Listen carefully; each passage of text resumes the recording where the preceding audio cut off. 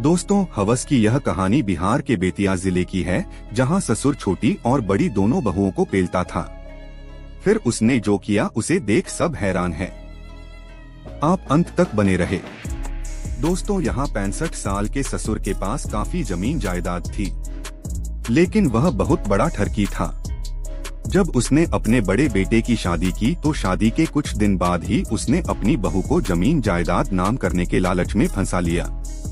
वह लालच में आ गई और एक दिन पति के जाने के बाद दोनों ने खूब टपाटप किया। एक बार यदि अवैध संबंध बनना शुरू हो जाए तो यह सिलसिला यहीं नहीं रुकता। ससुर बहू दोनों आए दिन मजा लेते रहे। 2 साल बाद उसने अपने छोटे बेटे की शादी की। छोटा बेटा पंजाब में जॉब किया करता था। शादी के कुछ दिन बाद ही वह जॉब पर वापस चला गया। अब आए दिन ससुर छोटी बहू पर नजर रखने लगा। वह छोटी बहू को भी पेलना चाहता था।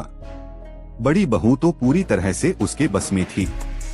एक दिन उसने बड़ी बहू से कह डाला कि अपनी देवरानी के साथ भी मेरे संबंध बनवा दो, मैं सभी जमीन तेरे नाम कर दूंगा। बड़ी बहू तैयार हो गई और एक दिन मौका मिलते ही जब छोटी बहू रूम में थी तब रूम में चली गई और ससुर को भी रूम में बुला लिया। थोड़ी ही देर बाद जेठानी बाहर आ गई और उसने रूम के बाहर से कुंडी लगा दी। फिर क्या था, ससुर ने छोटी बहू के साथ भी जबरन दुष्कर्म कर लिया। दुष्कर्म के बारे में उसने घर में अन्य लोगों को बताया तो सभी ने धमकी देते हुए यह बात किसी को न बताने को कहा। इसका फायदा ससुर अब आए दिन उठाने लगा।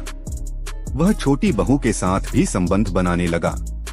वह ससुर की इस हैवानियत से बहुत परेशान थी। 1.5 महीने तक ससुर छोटी बहू के साथ संबंध बनाता रहा। 1.5 महीने बाद जब पति घर वापस आया तो उसने हिम्मत दिखाकर ससुर की काली करतूत पति को बताई। यह सुनते ही उसके पैरों तले जमीन खिसक गई। वह तुरंत अपनी पत्नी को लेकर थाने गया और अपने पिता व भाभी के खिलाफ रिपोर्ट दर्ज करवाई।